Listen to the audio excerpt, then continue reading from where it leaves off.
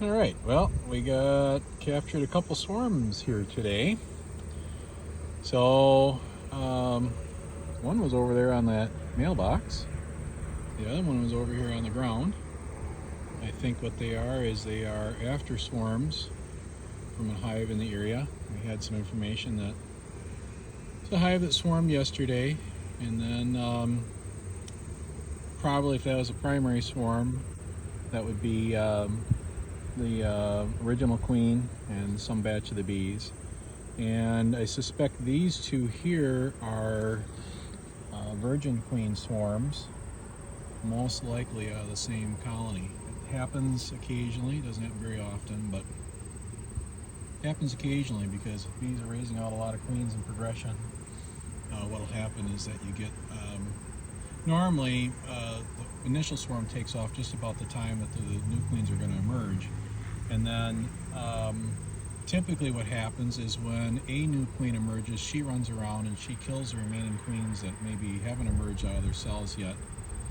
But in the event that there are a lot of queens that they raised and that didn't happen, that one didn't get rid of or dispatch all the rest of them, sometimes you get these after swarms. So my suspicion is these are both virgin queen after swarms. This one, when it got here, got the call, of course the whole sky was clouded with bees, and it was very chaotic because it's not normal. Normally what happens is that when you have a single swarm, the bees will form a bivouac like they did on that mailbox over there. But in this case, they weren't really doing that initially. It was a lot of bees clouded in the sky, a lot of disorientation, and it turns out the reason why is that there was two swarms here together. There was this one, and then there's that one over there. So it took a long time for these bees to kind of settle in at their location.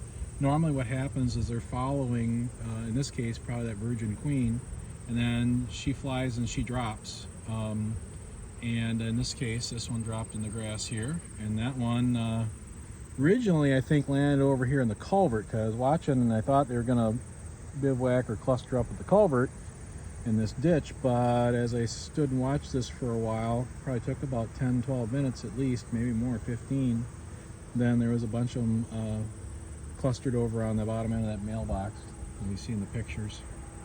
So now, as long as I captured the queens, I'm pretty confident on that one over there. I got the queen in the box because that was an easy drop straight down in.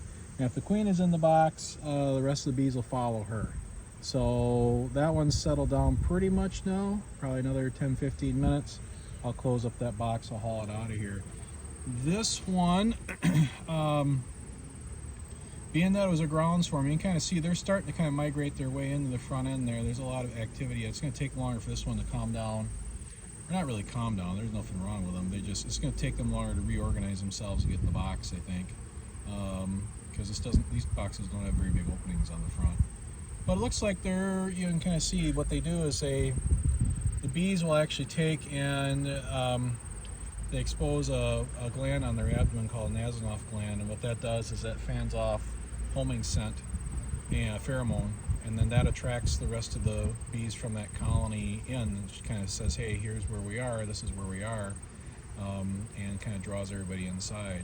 And as long as I did get that queen in the box, I had to kind of do this in two stages. I put a box over the top first to kind of get them to climb up on frames, and then actually had to end up making a transfer here to transfer them into this box.